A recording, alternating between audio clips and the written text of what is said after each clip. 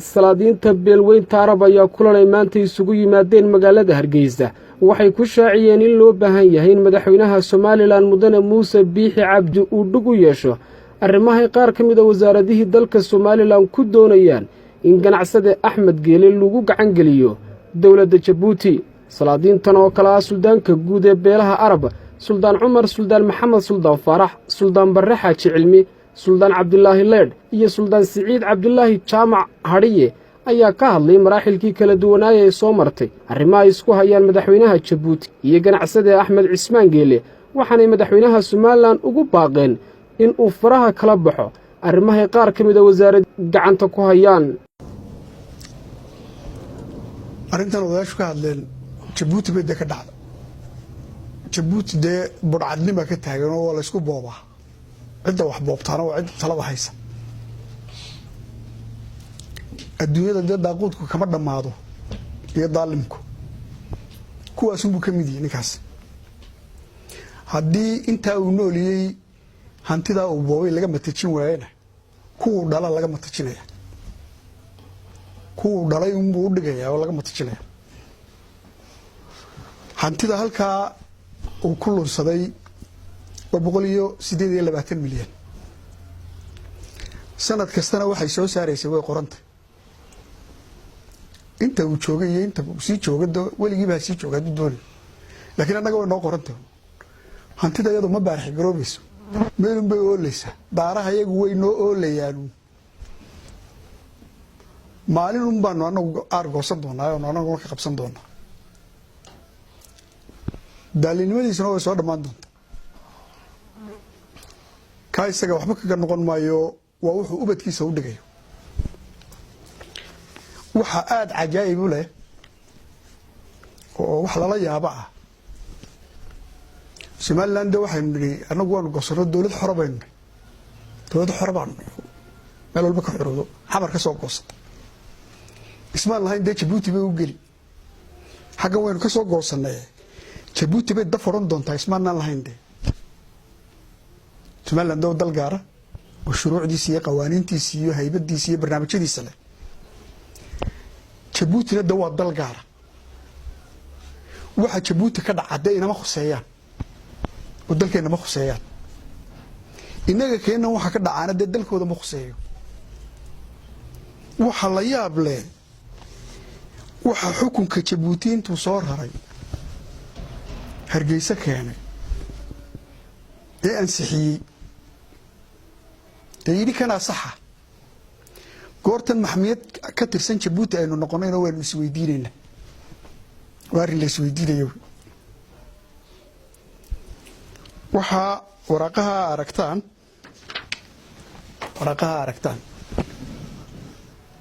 waxa weyn waxa soo dee waa stamp kida Somaliland wey shaambadahaasina waa shaambadihii wasaaradda arrimaha dibadda iyo wasaaradda cadaaladda u yaraay labaduba waa kuwaas maxkamaddii sarena way ku raacday xeer ilaaliyaha guudna waa taa laga sheekeynayay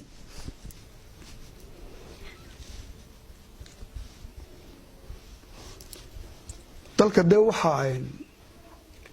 instituushiyada aynu lahayna sharciga ahaa goortan Jabuuti la wareegtay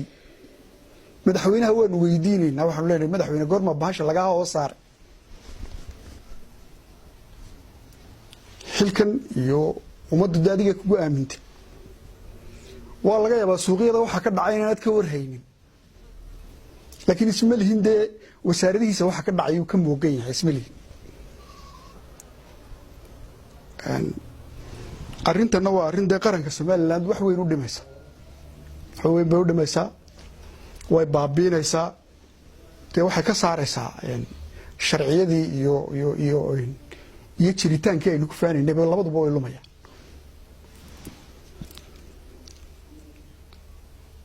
arrintan cidda gashay da saxiixyadan iyo shaambadahan leh waa shaqaale wasaaradaha ka tirsan wey waxaan aad ula yaabay shalay baanu hawshan dhex gallay wasaaradda cadaaladdaanu ku horreeyay oo tagna wasiirkii iyo DG-ga wayna soo hor fadhiisteen barnaamijkan aanu ka hadalnay nusa saaca kadib wasiirkii waa la bedelay wasiirkii nusa saaca kadib waa la bedelay inanka yara cadaaladda joogaana af Soomaali aanu garan weynaba nagula hadlo oo aanan jeclayn imanka dee inaanu ka jawaabno ma reerka iyagaa u jeedaan buu nagu yidhi ma garanayo dee reerkooda anugu maba garanayaba cidgey laakiin isaga wuxuu ma reerka iyagaa u jeedaa waa la bedelay wasaaradda arrimaha dibadda barnaamijkan mar bay soo hadal qaaday iyadana raggii qaar baa la bedelay waxaasoo dhani ma laha mushkilad ma laha waxaa laakiin mushkiladda sababta xukunkan loo soo raray baa mushkilada macnaha waxay noqonaysaa Somaliland waa la haystaa Djibouti baa haysataa oo xukunta waxay noqonaysaa dee Somaliland in dib loo xoreeyo hadday Djibouti haysato ay dhab tahay oo tani soconayso waa in Somaliland dib loo xoreeyaa madaxweyne meesha inamada yaryar kugu duminaya inamada yaryar shaqaalaha ka dhigtay ee kugu duminaya wax ka qabo inamada yaryar wax ka qabo odayaashu dee arrimahan ay ka hadleen taariikho badan baa jiray oo dee qaar baa laga tegay xitaa 13 suldaan oo reero baanu ka bilownay marka hore waanu ku nidhi war arrinta lug baa ku leedina wax ka qabta way naga qaadan waayeen ergadii mar walba anagu waxaanu ilaalinaa Soomaaliland mar walbana waanu ka hadalnaa waxaanu nidhahnaa waxaan naloo cadaadinayaa dhibaatooyinku noogu dhacayaan reerkana Somaliland ku dhegan hala burburiyo 100 goor horaanu sheegay in badanna dulqaadka iyagu u socdaayo waxa tusaale dee kuwa inaanu wax badan u dulqaadanayno oo aanu Somaliland wax badan ka ilaalinayno caruurtayada baa inta la xidhay aanan ka hadal caruurtayada la xidhay baa aanan ka hadal qaar baa jeelka dhexdiisa lagu laayay oo dadkan aanu juudahayneen war ka daayay burburnin ee leenay nalaga qaban waayo annaguna waanu ku raaci doonaa marka dambe dee burburinta markaanu xiiqnayno joojiya ida ka nalaga deen waayo akhiritaanka daayir waanu ku raacayna waxaanu leenahay dalkana laga daayo hagardaamada waa ogtihiin oo Djibouti Somaliland nasteexdeew maaha Somaliland waxay jeceshahay inay dhexdeedna ka bilaabanto inamadan qandaraaska soo qaatay hal qabto inamadan qandaraaska soo qaatay hal qabto haddii la qaban waayo annaga suuqa ka raadsanayna annaga way Somaliland iyaga annaga waxa noo fudud iyaga noo fudud wax laga qaban waayo iyaga raadsan waxaan leeyahay oo ku soo dhaweynaya madaxweyne hoos u eg maamulkaaga hoos u eg waa naga talo xumaan dooni mayno uma jeclin in la gashado laakiin dooni mayno wax ka qaba arrinta haddii wax laga qaban waayo oo sidaa aanu u codsanayno wax laga qaban waayo kuwa ciidamada ku jirana waa nuu yeedhanaynaa frontka jooga kuwa halkan idinla joogana waa nuu yeedhanaynaa go-aan baanu gaari doonaa daddaca ah ee maalka dadka iyo dhiigga dadku xalaasha u yihi kaasana fariin u diran horta aad iyo aad baan horta ummadda reer Djibouti uga tacsiyaana intuu ninkaas haysto murtadka haysto in ay iska ridaan ilaahayna ka ridaan horta marka hore ayaanu ilaahay u baryana ummadda reer Djibouti ninka murtadka ee xoolaha ummadda iyo dhiigga dadka xalaashaday ninka waxaan leenahay ilaahay ka kaxeeyo ilaahay ummadda reer Djibouti ha dhaafiyaan leenahay waayo waxaanu ninkan quraba ma aha wax weyn arrimo badan ba jira oo dadka oo magarasayda hore u dhacay ba jira dhiigga dadka iyo maalka dadka ayuu xalaashaday marka ka waxa leenahay ilaahay ha dhaafiyo ummadda reer Djibouti dee ka taabashastaan leen kaasi waa kaasoo ubadkiisu waxaa u dhigaya ninkaasi dee nafta kulama ballamin inuu noolaado nafta inuu noolaado kulama ballamin madaxweynaha Jabuuti imrigii garantiin ma dama noolaanayo laakiin ubadkiisa u taala nin walba dhintay dee ubadkiisu buu ka tagaamo taa waxaan leenahay dhintada dhigtay ubadkaagu u taala Jabuuti taasaan leenahay waxaanu Somaliland leenahay madaxweynaha Jamhuuriyadda Somaliland waxaanu leenahay madaxweynayaashii ka horeeyay arintani Somaliland way ka soo horsay way u timi inta xilka qabanay waa arin hor joogsaday oo laga hadlay oo arinta Jabuuti lagu celiyay ayay ahayd marka hore laakiin maanta waxa cadaatay in Somaliland haddana la yidhi maalkii in Cismaan Geelle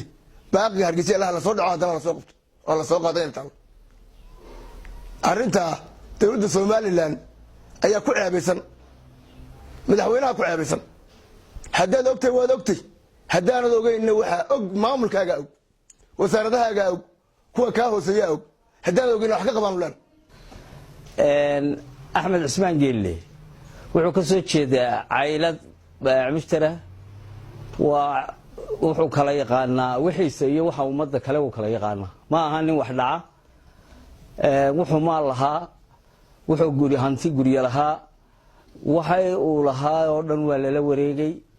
isagoon daraf ka ahayna waa la xukuntay wixii la doonana waa lagu qiimaystay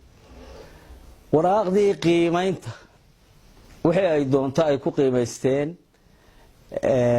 ayaa la soo gudbiyay waxay soo martay dad shaqaale ah dadka shaqaale iyo dad cayayaan oo ku hoos nool dawladda Somaliland waxay ilaa maxkamadaha ay wadeen sifo aan sharci ahayn oo moodo in Somaliland laga xukumo Jabuuti ayaa loo soo dhigay waxa suldaanka ayaa hayo way idin arki doontaan shaabadihii Somaliland go'aankii maxkamadda Jabuuti ayaa shaabadii ku yaalaan iyo tigidhadii reer Somaliland marka ummadda reer Somaliland madaxweynaha Muuse Biixi Cabdi dhammaan waxaan u sheegaynaa oo la socodsiinaynaa in arinta xaq darrada ah ee Axmed Cismaan Geelle Jabuuti kaga dhacday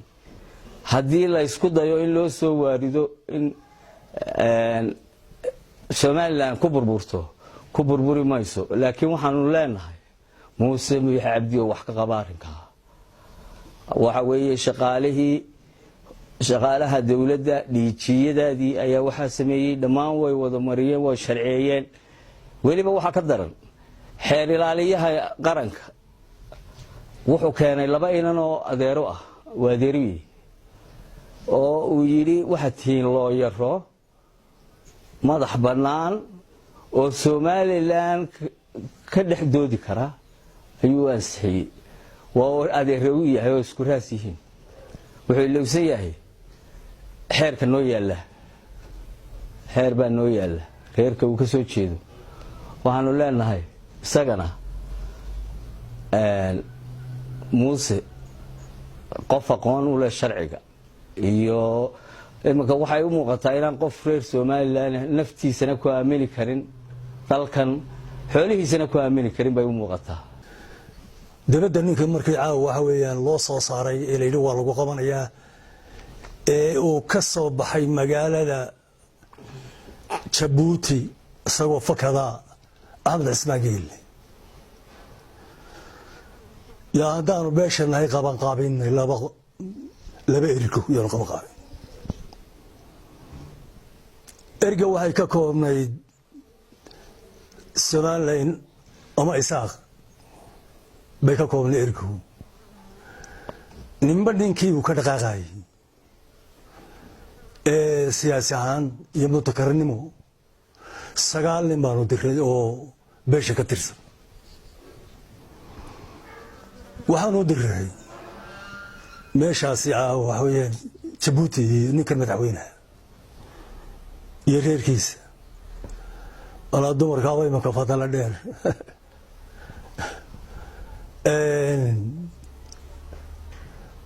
nimanka haddii aan odayaashii nahay islaadiintiina ay arabka annana waxaanu kaxnay meesha la yidhaha diridhaba oo ugaaskii ciise uu joogo iyo odayadii ku xeera ay joogaan baanu annana aanu ku aagnay ragaygan idin la hadlay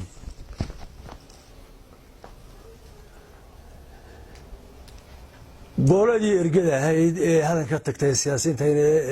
waxgaradka ahayd albaabkaa laga xidhay oo waxa weeyaan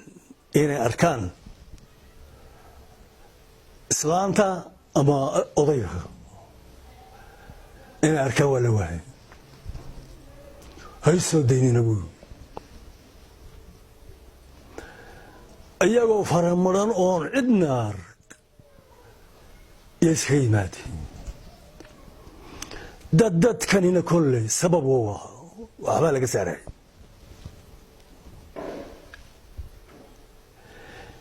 annagu haddaanu salaadiintiinahay 15 habeen baanu joognay bil barkeed baanu joognay dirirnaba iyo ugaaska waxaa intaan nagu gaadhsiiyey haddii maya marka hore ay noqoto lawa iska soo noqon lahayn ugaaska ole isuga ugaaska ole isuga iyo odayadiisii war bal maantana isuga bal 2 maalmood isuga yaa 15 kaa soo gaadhsiiyey wuu soo erga waayey annagu waxaanu nidhi gacanta ku qabo ugaasow waa inankaagii waa seedigaa waar gacanta ku qabo ha xisaabtamo isagoo xora haddii lagu yeesho axmed milyan alaf iyo haddii lagu yeesho maxaan idhaahdaa shilin inta ka dhaxaysa bartaasu dhigaya isagoo xora ha xisaabtamo waxaanu kaa codsanaynaa oonu madaxweyne ka codsanaynaa oo ugaasow kaa codsanaya iyo odayaashiisa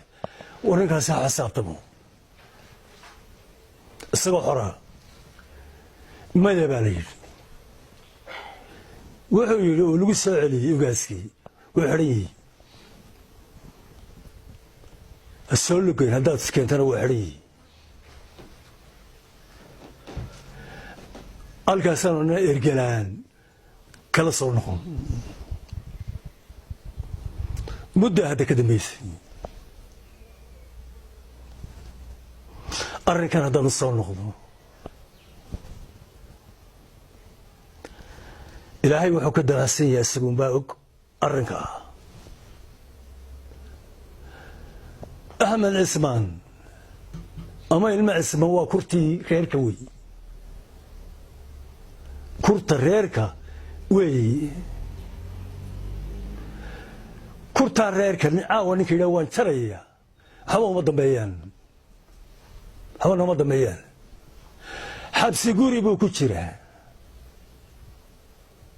meel walba waanan baa diyada loo dhigay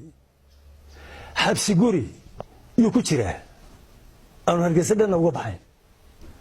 xabsi gurigii baa loogu yihin iminka la leeyahy waa loogu yihin war waxaan leenahay kuwa wax qorqoradow iyo kuwa wax qoray iyo cidda ka dambaysaa ha dumin Soomaaliland haddaa ilaahay taqaaniin oo islaamtiin ma doonayno inay burburto ma doonayno inay xumaatayna ma doonayno inay wanaagsanaato sidaa tahay yaanu ama dhaqankayagii ama reer ahaan iyo nolol ahaan yaan doonayno waryaan lagu ciyaarin nabadgelyada oo inuu yaroo shalay hooyadii irmaantay oo halkan jooga yuu ku ciyaarin maxkamadda Jabuuti baan ku raacnay go'aankay keentay baanu ku raacnay yaani xishoonay oo isku falayn cidale ciday doonta ahaato iyo kuwa saxay iyo kuwa daba taag Jabuuti maxkamadda Jabuuti go'aankay soo saartay yaanu ku raacnay hooyadii baa beeshagtay hooyadood baa beeshagtay halle nabadgelyada ha la ilaaliyo waxaanaanu ku samraynaa aanu caawa ku qaboobaynaa inamada qoraalkaa ku yaalo suldaanku soo gudiro naloo soo joojiyo maxkamad findhicilku maxaaraan baa mise waa xalaal xuskiisa xun baa la yidhi waar inamada iska yidhi aad yar baan ku raacanay jabuuti kii maalkii dhacay ee weli daba socda ee aan waxba kaga tegin wuxuu dhul lahaa iyo wuxuu gaadiid lahaa iyo wuxuu maal lahaa jabuuti aydee taale adeer ma warshadan yar baa lagu socda kolka maya maalkana lagu socda kolka alayaab waxaan leenahay warsanin reerku meeri joogaba gudo iyo dibad ciidan iyo qaran waxaan leenahay waxay halkaa ka soo baxaanu eegaynaa ka noqosho iyo maxkamad la keena inamada iyo ka noqosho yaanu sugaynaanu eegaynaa wixii ka dambeeya tala reer baa meel taal siyaasi waxgarad habar oday gudo iyo debi talu isugu imanaya wixii laga yeelaya waa laga tashanaya